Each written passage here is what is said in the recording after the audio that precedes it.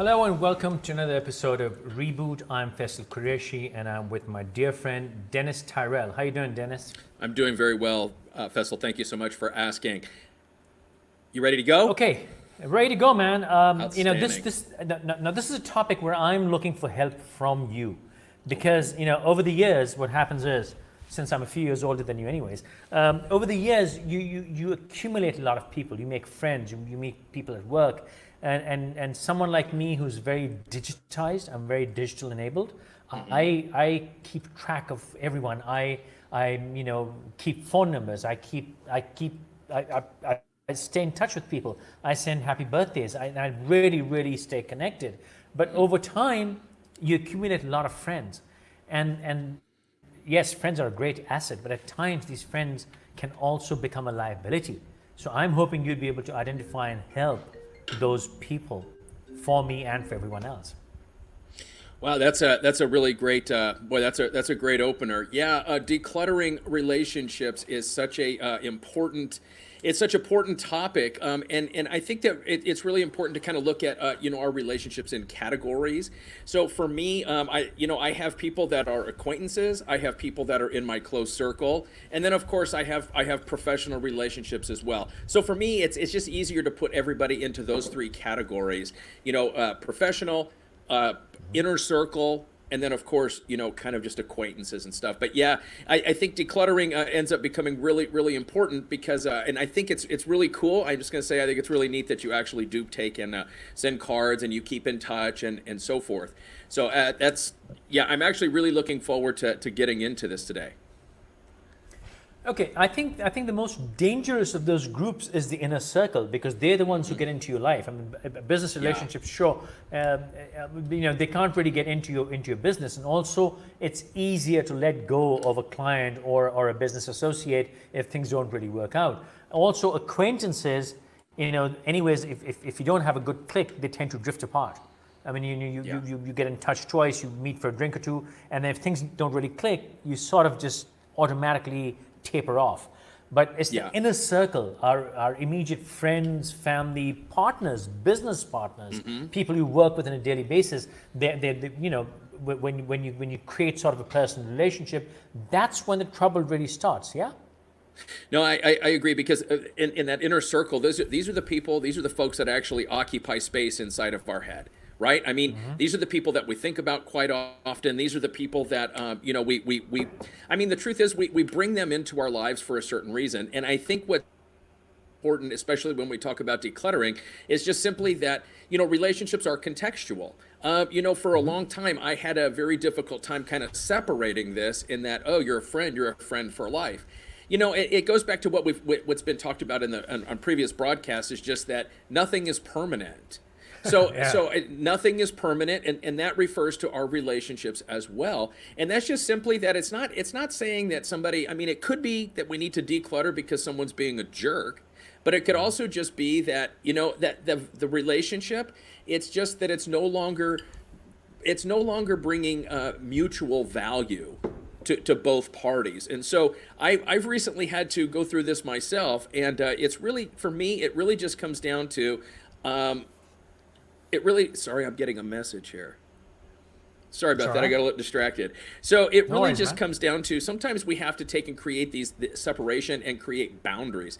A situation I'm thinking of is somebody that this is somebody I called brother for many years, and then things happened. I left the job I was in. This person was part of, we worked together. We had a personal relationship. And then they called me and said, hey, I don't understand. You've not called me in 3 years. I'm like, well, the phone works both ways. And then they proceed to tell me that in the 3 years we hadn't talked, they had two children. I'm like, well, wait a minute. You had two children and you didn't even, think to bring that. So I think in some of these situations, what happens is that it causes us angst. And whenever a relationship Yeah.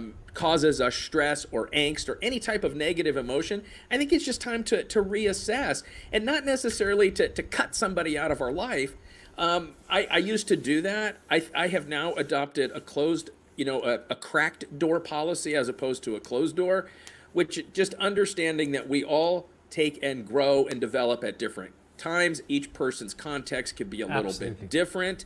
So it's just allowing a little bit of grace and saying, hey, you know what? Like right now, it's not working, but I'm going to leave the door cracked so that, when we can get back on the same page. So they end up going from the inner circle almost into an acquaintance category. It's not that I dislike these people. It's just simply that they're not an active participant in my life, and I'm not as well either. At that particular point in life, like you said, Yeah. keep the door slightly cracked. You're not giving up on people in relationships that if you come back into sync. I won't even say they're bad or good. You're just Right. out of sync. So when you come back into Yes. sync, come in. We take comments in the end, but this is an interesting one. I'm going to take this one in.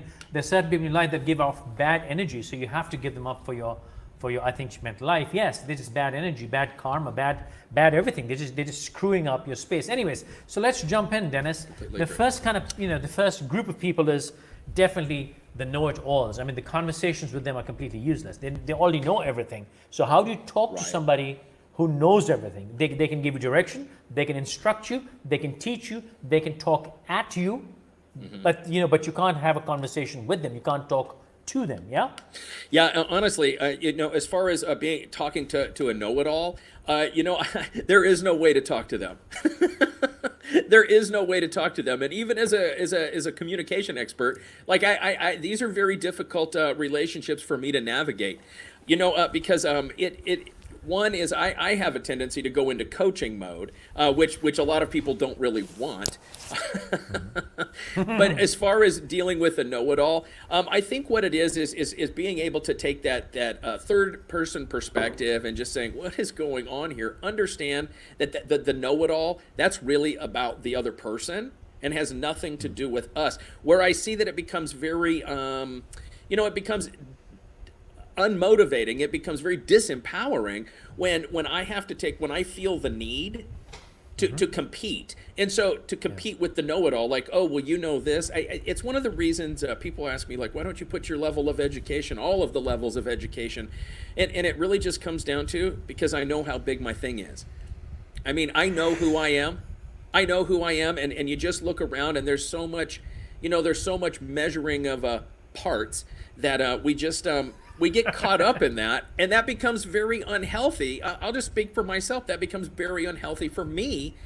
And to try to deal with the know-it-all, what I have learned in my life, having been a know-it-all, is you can't possibly know it all.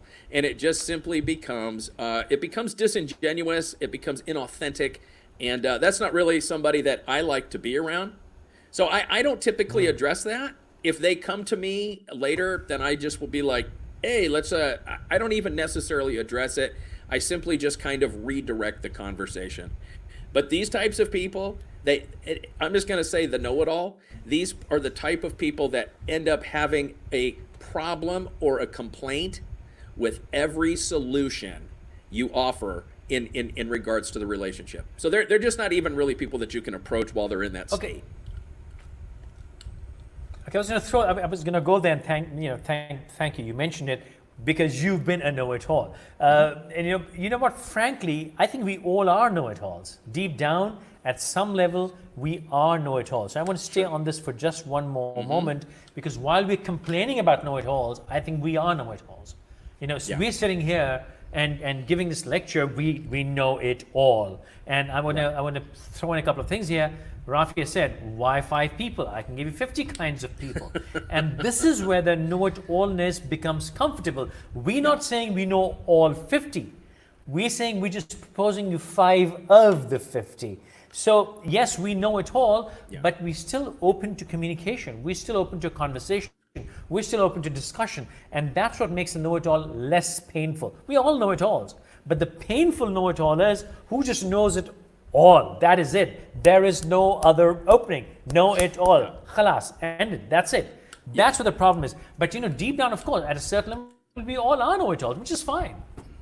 I think it's when it becomes unhealthy. And what I have found is a know-it-all, they typically make more statements of fact than they have questions. And so it's almost like, oh, I went to the gym this morning. Oh, well, that's just because you like the way that you want to look a certain way. These are the people that always have a reason or a justification of why why somebody else is doing something. What I learned in my time as being spent as a know-it-all is that there was very little growth, very little growth in that for me. In that, when I was constantly just telling everybody, oh, well, this is why you're doing this. Well, that's why you're doing that. I found myself to be, one, not a lot of people really wanted to come around, and more importantly, I wasn't growing. I didn't need to grow because I already knew it all. So if it, from a personal development perspective, if you are the know-it-all and you want to grow and learn, you have to accept and acknowledge the fact that you don't know everything. And that would make us even more know. I know it all, and I know that I don't know it all. There it is. But I know it all. I know it all, and that's why I know that I don't know it all. Exactly. But I mean, there's such power in that statement. There's a tremendous amount of power in that statement that, man, because you know what? When I don't know it all and I can acknowledge that, man, all that pressure and weight of the world, all that weight of the world that I carry around, just kind of evaporates magically. So absolutely, know-it-alls. If somebody is a chronic know-it-all, at some point you're going to have to take and create a boundary. Otherwise, they're just going to end up like driving you nuts. And of course, the next person is, if you want the cherry on the pie, make them mean as well. So they're not even nice about it. They're just mean people. So yes, the second kind of people you need to be aware of are mean people. People who say nasty things. Dennis, now I want to ask you an NLP question, since you're the NLP master here and my teacher at NLP. When you come across mean people, you sort of get entangled in their magic. And you sort of have this Stockholm syndrome with mean people, and it's difficult to let go of mean people. So how do you identify that this is a mean person?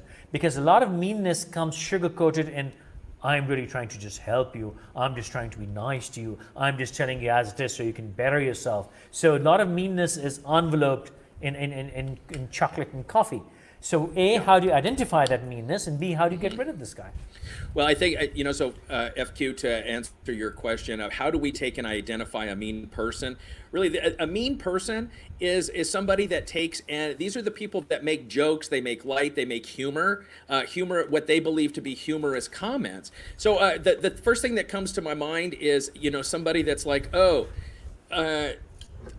real common one is, those a-holes won't wear a mask. They won't wear a mask because they're a-holes. That's people that always refer to others in a degrading or demeaning way. A mean-spirited person always is almost, in a lot of ways, it's directly related to being a know-it-all. So exactly. it gives people a feeling of superiority when they make constant jabs at other people. What I in my experience, most people don't take and make mean comments directed at the person that they're talking with or communicating with. It's usually making mean comments about everybody else. And what I'm going to say, that because if the person you're communicating with, if they're sitting there talking trash about somebody else or calling somebody else names, you can guarantee that at some point you will be on the receiving end of that when they're talking to somebody else. I just had a situation where this happened to me, and I had an expectation. This is a 26-year friendship, 26-year relationship, and it's that door is now cracked. That door is now cracked because I simply just couldn't tolerate. What came back to me is that they were talking about me the way that they talked about other people to me. So if you have an expectation that you're going to somehow be free of that because of whatever relationship you have with that person, when they're in a mean state of mind, or if they are truly just a mean person, you will be on the receiving end of that at some point. So, and that's never good for one's psyche. And I know for me, that really stresses me out. And truthfully, when I found out that had happened, I mean, it really hurt my feelings. But what hurt my feelings the most was that I crossed a boundary, and I expected that it wouldn't happen to me. Okay, so the learning, and I want to extend on that, is that a mean person is not mean to somebody. A mean person is a mean person. Yeah. And the victim could change from time to time. And I always say this: if a person is capable of doing something nasty once, the question is, how are you capable of it? One example which I give all the time is a man who would beat up a child. I'm not talking about a slapper. I'm talking about beat up Yeah. a child. We were talking about the other day about child sexual molestation or abuse, and I asked what kind of person does that, and you were like, we're taught to believe that they taught to understand this is a crime. It's not the kind of people. Don't try to understand that. So anyone who's capable of doing that has that capability of beating up somebody for no reason, out of anger, domestic violence, or whatever. So it's not because they are angry at a person.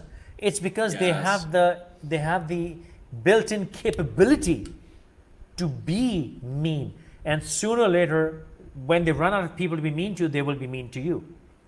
That's absolutely correct, and it's just important to really understand that even when they're mean to me or they're saying mean things about us, it's really just that's more about them. It's more about their state of mind at that point in time. And I am to a point in my life, and this is why I think these are the type of people that need to be sidelined for a little bit, is because at the end of the day, I am not willing to take and own somebody else's bad day. I mean, why would I help myself to their bad day? That just doesn't serve me. And as far as like I said, for me, the only relationships that are in my inner circle are those that are mutual, that provide mutual value. So we all benefit from being a part of each other's lives. If it's simply a matter of, when you find out that a friend is only coming around, it's like the quote that says, "Oh, I'm sorry, I forgot I only exist when you need something." And that's a really true statement. And if you look at a lot of relationships in your life, I think you'll find that this is kind of true. So when people reach out that and you haven't heard from them for a while, and what they do is they the mean spiritedness makes it about them. And so even though that they're being nice right now, the mean part of it is just simply that they're using you. Yes, agreed, understood. And I'm trying to connect the mean people to the jealousy, the next door. I'm not really able to completely understand or grasp the jealous people, because I think I'm a jealous person. I think I'm a possessive person. I think I take ownership of my relationships. So I'm confused. Please help me understand. Jealous. What does that mean? So really the definition of jealousy is truly that you are wanting something that you don't have. So I get this is am I jealous of my wife? No, I'm not. I'm not jealous of my wife. Do I like other men giving her attention? No, but that's because I'm territorial. Jealousy takes and means that I'm wanting something that I don't have.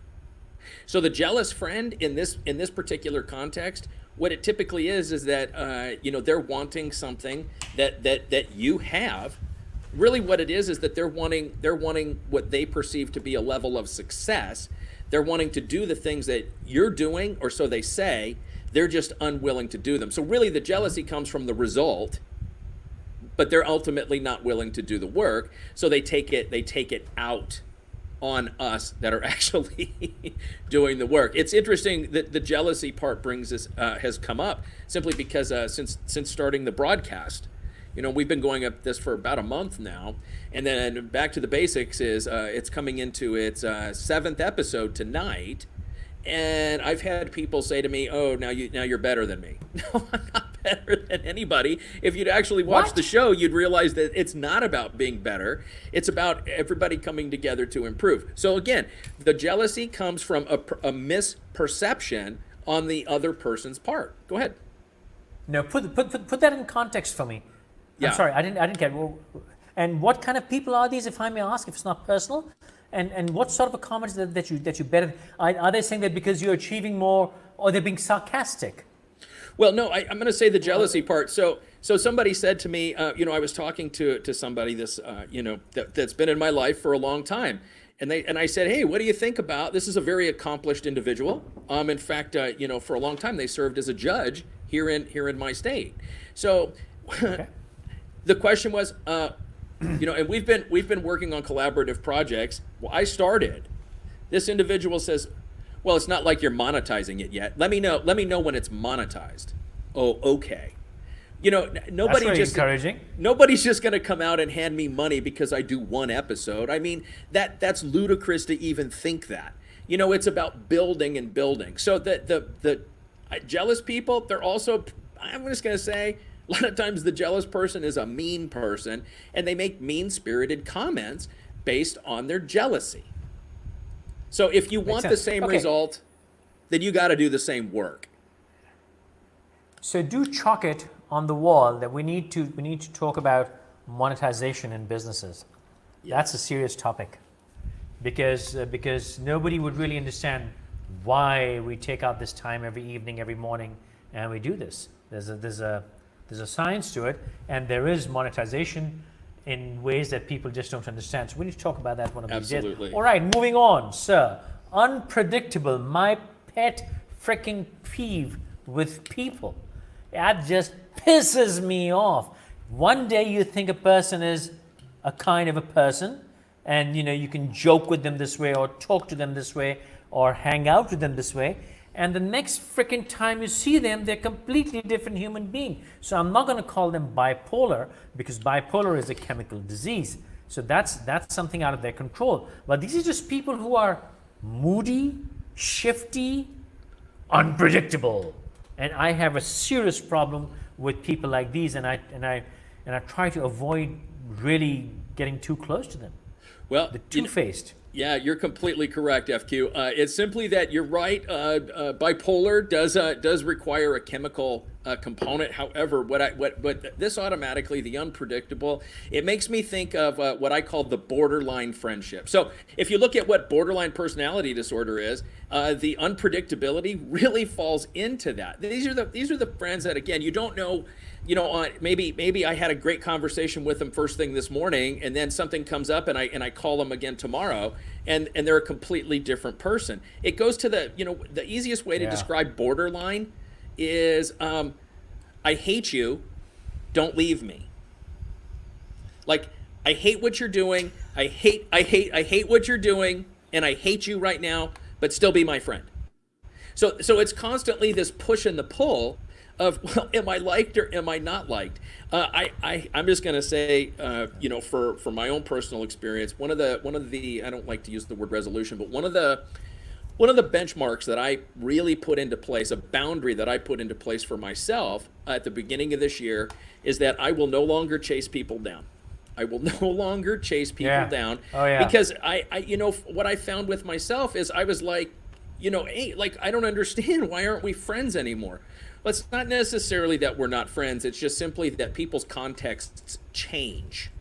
So when their contexts change, so does their need for you, or so does their relationship with you in many cases. So that borderline friendship, I'm going to scream at you, but still be my friend. And it's that unpredictability. For me, that's one of the quickest ways. I can navigate most things. I can take meanness for a certain amount of time. The unpredictability, though, I will allow people enough grace. I allow people enough grace that they can, because I sometimes I need grace extended to me. I'm not always the best friend or the best person in a relationship, but that unpredictability, that sets us up for failure every single time. Okay, you've raised an interesting point. We also know the best of people all the time. But I think that what makes one person unpredictable and the other not is that if you're having a bad day, you say it. Correct. You say, listen, I'm having a bad day and I'm sorry about this. The unpredictable person actually thinks that it's okay for him or her to be a type A person on Monday and then a bloody type C on a Tuesday. And then suddenly, one day you are having a drink with them and the other day going to hell if you're having a drink. And that's really like, where do you stand with them? The two things. A, how do you deal with them? Two, what can you or not do with them? And three, where do you stand with them? because they can also be completely unpredictable in how they feel about you, how they see their relationship with you. Today you could be seeing you could be seen as valuable by them, and suddenly one day you're no longer valuable to them, and then next week you're again valuable to them. So this is the unpredictability of people that can really destabilize me. And I, frankly, you know what? Yeah, the resolution you made about not chasing people down, I made that about 4 or 5 years ago. It's like, dude, you know where I am. Look me up. I am not going to follow up on you. So there's no follow-ups anymore. I suggest if you're going to do it, let's do it. If you don't want to do it, let's whatever. Yeah, and these are, you know, I'll tell you where I really learned this is, you know, like, hey, why don't you let's get together? And this is when, you know, back when the world was open. But hey, let's get together. Let's grab a coffee. Let's grab a coffee. And because these are the people that the unpredictable. They're always the ones that say, oh, hey, let's I'll call you next week, and then you know for a fact they're never going to call you. And if you don't take the initiative to make the phone call, you'll never hear from them, and it becomes very, very one-sided. You know, an extreme example of this I have is there was somebody I'm like, that's it. I will never go out in public with this individual again, because like. We had a good meeting, then we had another great meeting, and then the third meeting, this person decides that they're going to take and explode inside of a Starbucks.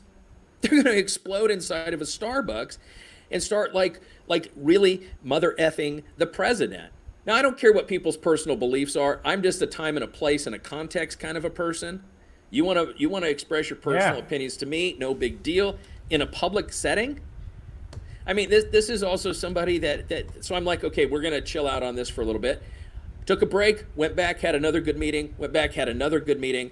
And then the third one again, now all of a sudden, this person overheard somebody else's conversation about the president and attacked him, verbally attacked him. And I'm like, that's it. That's just bringing trouble in public, man. I run away from that shit. Absolutely. So, you know, when we talk about... Now, Rafi's asked a question here's a question which is relevant right now. So she's asking if, isn't that bipolar? Bipolar is an internal.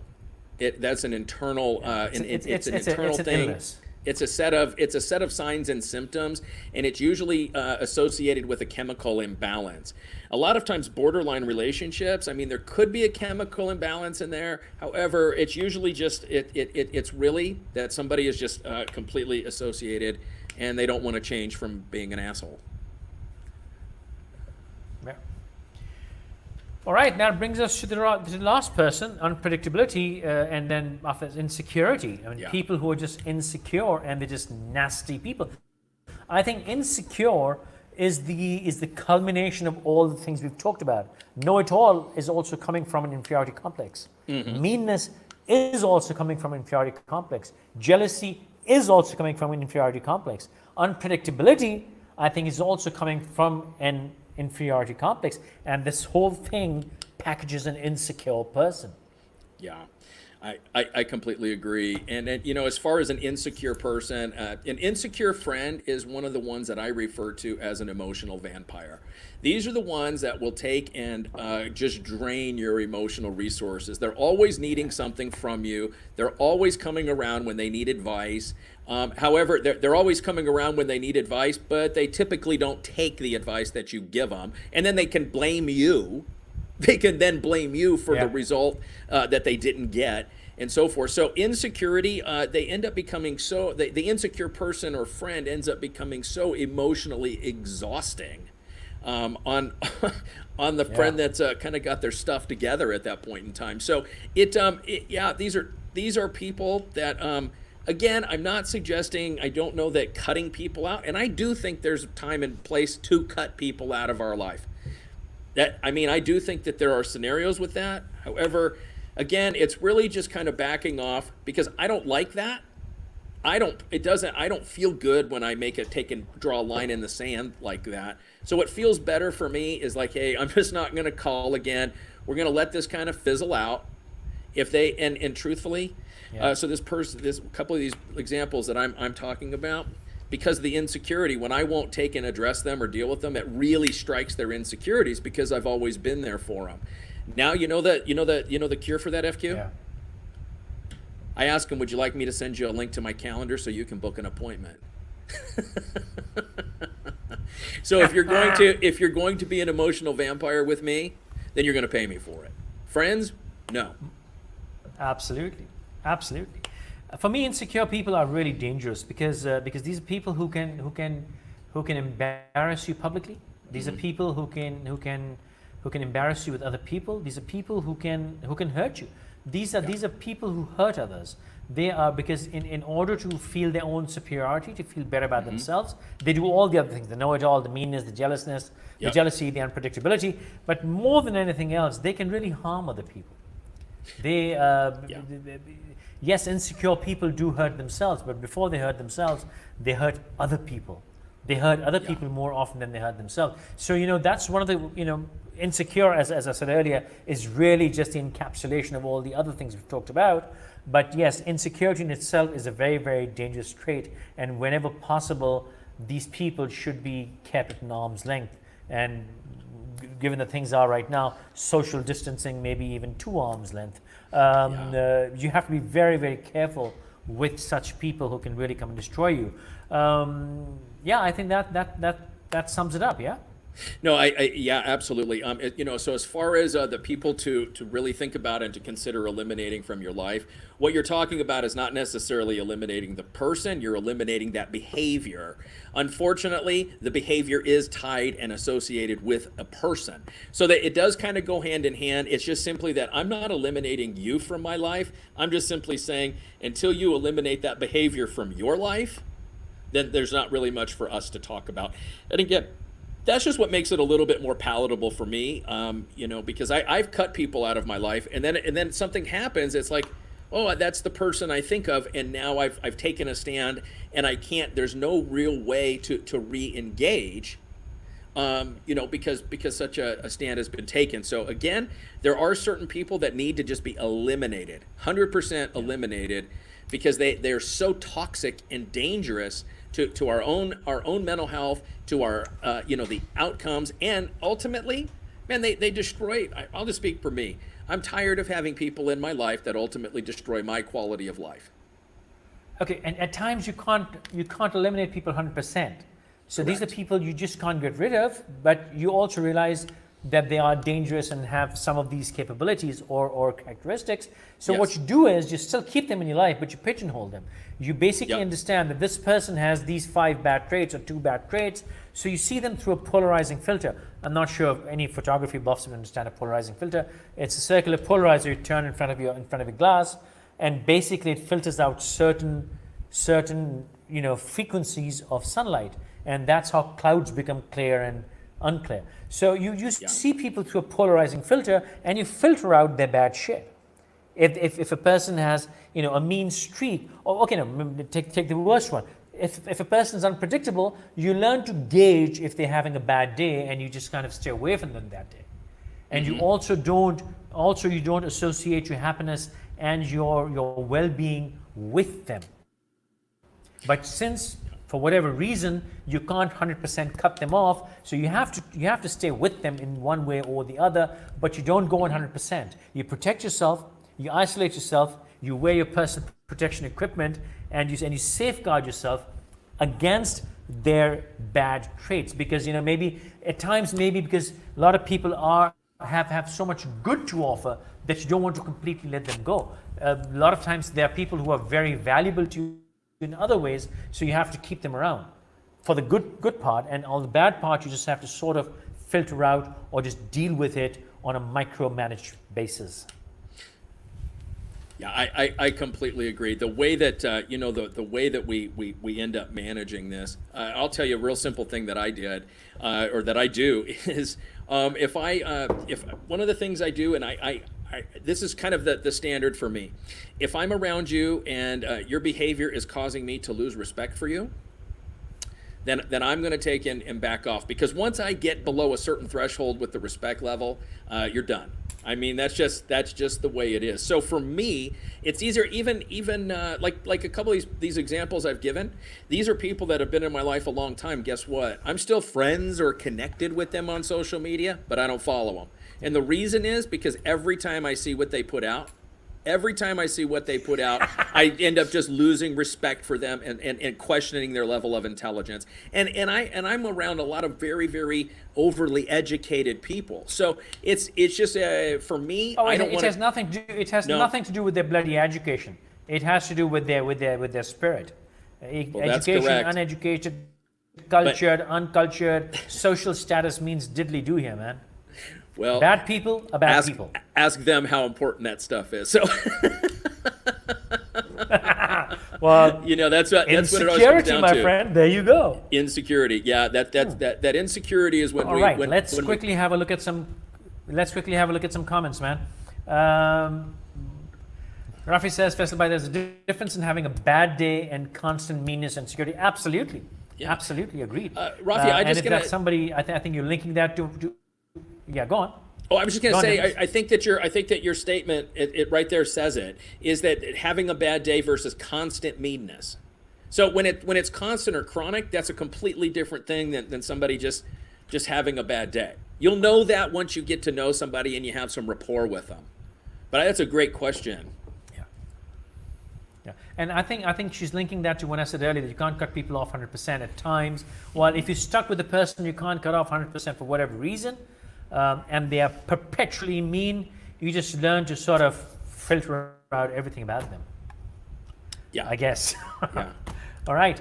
My mind still. Hang on. I think it's in back. Please guide me. Please. I start from bottom. My image in society was a poor guy with no money, assets. There now I have a career, vehicle, house, etc. Well done, man. My mind still have that thought about old image, and I'm always looking for more and more to prove everyone wrong. It's killing my peace of mind. I want to get rid of this mentality. Wow. Bro, we will both answer that. I'm going to answer you a very layman way. You know the problem. You've already identified the problem, and it's in your mind. You said it. You have everything. You made it. You've done well. Alhamdulillah, well done. Godspeed, man. But saying my mind still has that thought. It's in your mind. And you're worrying about people who are completely irrelevant to your life. So it's in your mind. So you have the power to break out of this situation. But if you can't break out of the situation, then I have no choice but to direct you to Mr. Dennis Tyrell. Sir, Dennis, I pass this on to you, man. Yeah, I mean, I truly just think that one of the easiest ways for us to, improve the image that we have of ourselves in our own mind is that we have to kind of define and set a boundary for how much or when is enough. So how much is enough? So Mr. Pack, when you figure that out, when that level of enough is enough, now what you're going to start doing is you'll see that you're freeing yourself up. You're actually freeing yourself up, and you're not just achieving the next benchmark, and ultimately, I guess what it comes down to from a psychological perspective is, who are you trying to impress? Who are you trying to impress? Because in many ways, we're trying to impress ourselves, and even though we're trying to prove others wrong, what we're trying to do is we're trying to prove ourselves right. I would say just yeah. And also, what are you achieving by impressing them? Does that bring you any monetary value? Does that make you money? If you impress this person, whoever you're talking about, how does that help you? Okay, so fine. Now you have 10 people in your life. You've impressed 5, and you're still trying to impress 5. Did impressing the first 5 change your life? Did that bring any value to you? So fine, go for the other 5. But that only proved nothing. What you have proven to yourself is that you worked hard and you've done it. Yes. And that's all that matters, man. That is the only thing that matters. Screw everyone else. It's you're paying your bills, you're taking care of your family. That's what matters. Absolutely. The first person to impress is yourself. And I'm just going to say, because there was somebody in my life that I worked very hard. I was constantly trying to live up to what I thought they expected of me. And guess what? They're now dead. So what? Now am I lost too? So it's really important to take and impress Good one. ourselves first, Because again, nothing is permanent. And just because you've impressed somebody, look, if you need to impress somebody to get their acceptance or acknowledgement, they'll always up the ante on you. They will always do that. What you accomplish will never end up being good enough. And that's why we keep hammering it and hammering it and hammering it of accomplishment, achievement. So impress yourself first, Mr. Pak. If you chase those people, it's lost battle already. Okay, Salim Salik says, what about people with double standards? The other word for them is hypocrites. Yeah, I think that falls into, I think people with double standards falls into people that are unpredictable. It falls into people that are unpredictable because you never know. The standards, if you notice with unpredictable people, the standards are always changing. And those standards always changed based upon their narrative and setting them in a good light. Like what I was talking, gave the example, today drinking is good, tomorrow it's not. So the whole moral structure shifts from one way to one day and the other. Insecurity and jealousy, in my opinion. No, I think, in my opinion, Rafi, is the other way. Insecurity is the core, and the lack of self-confidence, inferiority complex. That's what makes you. That's the disease that comes out with these traits. Yes, and the easiest way to, truthfully, the easiest way to overcome jealousy. Jealousy is something that we want that we don't have. So the easiest way to overcome jealousy is go out and get it for yourself. Whatever it is you're jealous of, go out and create that or get it for yourself. Okay, this doesn't need discovery. Hamad's made a good point. Bipolar is something more complex. Yes. Salman says unpredictability is the biggest issue because it affects you directly. Yes, sir. We talked about that. Absolutely agreed. Rafi says I stopped chasing people 3 or 4 years ago. If you want to talk, you have absolutely well done. Stay on top of that. Good for you, Rafi. Says my POV about jealous people is that they're only jealous because they aren't doing F all in their lives. You're moving forward and they're stuck wishing yes. Yes. Rafi, brilliant. And I'm glad we brought you to the point and you can say F all. Yes. Like if we were giving Dennis, out, if we were giving out awards, I mean, I think Rafia would get one of the most improved. I mean, truthfully, she is really, Rafia, I'm going to just speak highly of you for a moment because I just think that you're such a kick-ass person. You've really, I mean, just in the past month, I've seen such incredible personal growth on your part. So that's really, really amazing. I'm excited to see the person that you're becoming. That's really cool. Keep up the great work. Absolutely. And you know what, Rafia? This is one of the monetizations I was talking about. People like you, who we think we may have been able to, I mean, we haven't changed you, transformed you, anything. You already have a lot of good in you. But just by having these conversations at times, what's hidden inside us comes out. And that's what brings great value to people like me or Dennis, where, we feel that we may have affected someone's life in a positive or encouraging way. So thank you. Well done. Very good. Yeah. Found it says fortune cookie messenger chips back. People bring happiness in your life, some by coming and some by well said, man. Very good. We can't divide people because of behavior. We're living in a mixed society and help them if you can. Good and bad everywhere. No one Mr. Perfect anyway. Yeah, I don't know. What do you think, Dennis? I'm not a fan of. Yeah. I'm not a fan. If somebody wants to be helped, if somebody's really looking to help or change themselves, they don't need me. In today's day and world, there's so much knowledge. There's so much help out there. I mean, Dennis and I just do these videos. There are hundreds of people doing similar stuff. There's so much content out there. If you want to learn, if you want to identify what your problem is, if you're having a problem in your personal life, if you want to find the answers are out there. So, yeah, I'm sorry. Maybe I'm too old. In my younger days, maybe I felt that way, but now I don't have the patience. Nobody cares. Frankly, nobody cares about me either. So I don't really care about you either. Whatever. I'm sorry. Forgive me. I guess what I would say to this question is a lot of times, for so much a part of my life, I did everything I could. It was really important to me to change the world. And now that I've gotten older, I really just primarily focus on changing the world in which I live. because taking a more local approach, then that actually does end up impacting people on a more global scale. Well, on my website for the longest time, there used to be this quote from that movie Kingdom of Heaven. What man is a man that doesn't change the world for better he lives in? And that used to be my banner on my Facebook page for years. And then I grew up. And then my banner said, you know what? If you want to change something, change yourself. And then I grew up some more, and now the banner is just a lotus. You know, I don't give a shit, man.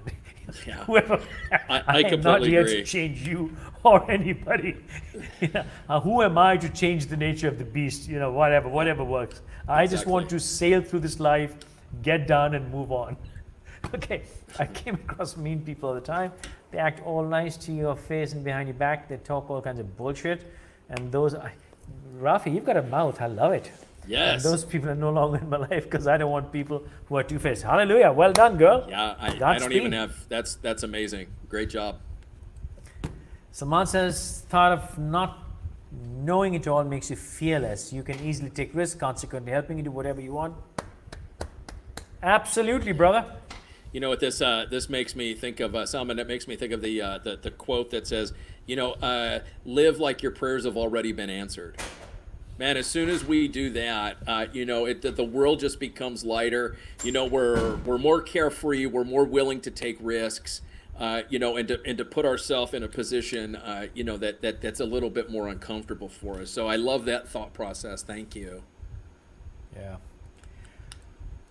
Why is let go of certain people who actually aren't what they seem to be and portray to be a friend, but actually aren't, and they actually siphoning it? Absolutely. There was an earlier comment, but yes, you're right, sir. Agreed.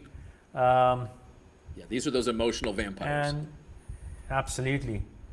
Okay, now we'll come to the last comment, which came later. Rafi's, it's not. It's a lotus, actually. A flower, yes, but it's a lotus because of complicated reasons we can get into some other time. Nadeem Fezi, is that okay to tell off onto their face to mean people in your life, or just keep it quiet and be cautious? Nadeem, it's very simple, man. It depends what the person is. It's a very, very open question. If it's a client, you can't really do that. If it's your boss, please don't do that. If it's your wife, and I know your wife, definitely don't do that. If it's somebody else, do it. I mean, when you tell people that, the jerks, there has to be reason to do that. If you want to salvage the relationship, if you think by you telling them that, you're going to fix the bond between you and them, please take that risk. But if you want to tell them, first of all, you have to ask the question, why do you want to say this to them? Is it for your personal satisfaction, for your personal ego, or is there a reason? If you're stuck in a relationship and you have to fix them and that's why you want to tell them, then fine, take that risk. But the chances are you could further screw up this kind of relationship. But then how do you deal with certain people, with such people, is with a lot of care and caution. Dennis?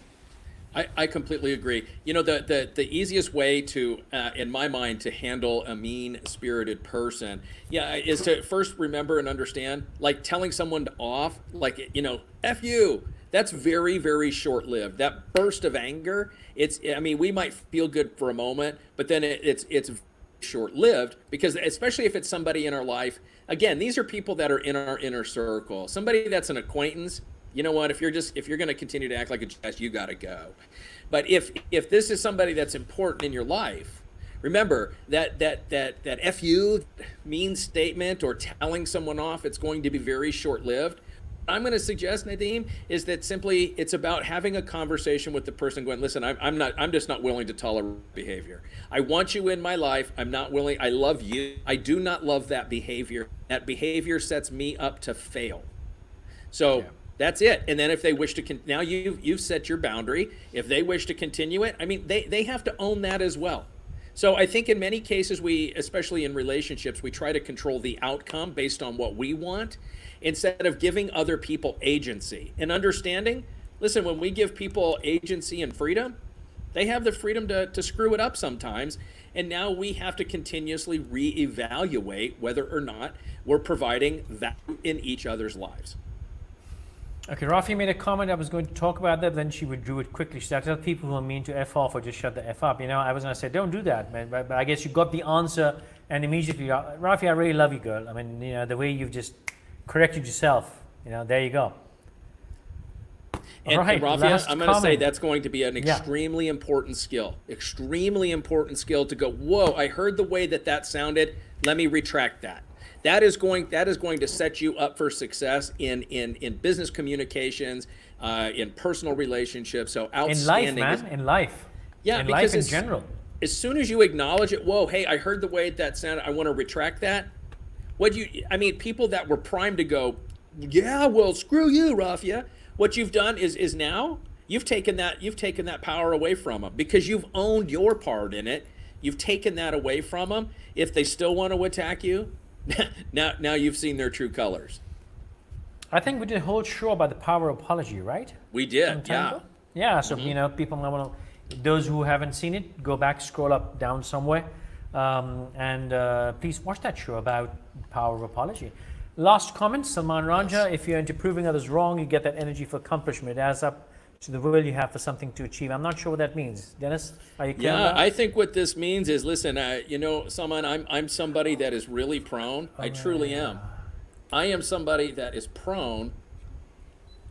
I'm somebody that is prone to taking, and I really enjoy being right. I'm prone to telling people, see, I told you so. And that gives me a sense of enjoyment. However, what I can say is that's your payoff. When people don't want to be told, so now what I've done is I made myself the know-it-all. We've already said to cut those people out. So when people cut me out, I have to remember the reward. The reward is getting to say, I told you so. That's the reward. So now we have to look at what is it that we truly want. Do I want to be right, or do I want a relationship? Because those two don't always go together. That's about that. But before I leave, before I sign off, I want to say something very important. That we have helped you or shown you how to identify certain evil traits in people. But don't forget, people are people, and you and I are also people. Mm-hmm. Do you have any of these traits? Maybe you are a toxic person. Maybe you have these problems. So don't assume that you are A-okay and somebody else in your life is being completely horrible. Maybe they're having to suffer your insecurity, unpredictability, jealousy, meanness, or know-it-all. So you have to also identify that maybe you have these traits. And if you do, if it's somebody else, we've talked about avoiding them. But if it's you, you must, and I repeat, must deal with it. You can be better. Do yourself better. Get rid of these horrible things. Be nicer to people. Just correct these problems and don't, like I'll say one more time, do not be caught in that superiority complex that you don't have the problem. People around you are toxic or evil and insecure. No, it could be you. It could be other people trying to avoid you. Yeah, I'm so glad that you said that, Faisal. I'm so glad that you said that. And I just want to say, if these are any of the traits that you're recognizing in your own life, then maybe that's kind of an indication as to why people aren't chasing you down anymore. I mean, there's always some reasons for this. So give it some thought. And if you're exhibiting any of these types of beliefs or behaviors towards anybody, just understand that what we put out there typically comes back. So what I'm going to say is, once I listen, I was prone to all of these traits, and this is why for me it's really resonating. When I stopped being a know-it-all, when I changed being a know-it-all, when I stopped engaging in mean conversations with people, right? Guess what? When I stopped engaging in mean conversations with people and making fun of others, calling others names, guess what? Those people didn't want to come around me anymore. So it actually, by when we take and own these traits, what you'll find is people will just automatically kind of separate from you, because what you'll hear is, oh, you've changed. And it's like, yeah, exactly. Thank you for noticing.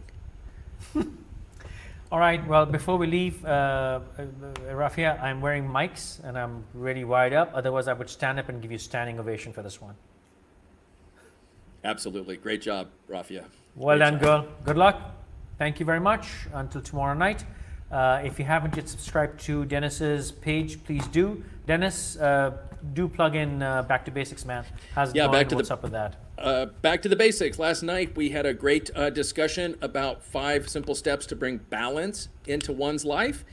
Tonight we are actually going to be talking about the 10 most common reasons human beings are addicted to conspiracy theories. So please definitely join me. Why they get addicted to conspiracy theories? Wow, that's an correct. interesting one. Yeah. So If please. if I'm up, I'll probably join in, man. That's really neat because these days, very apt for these days.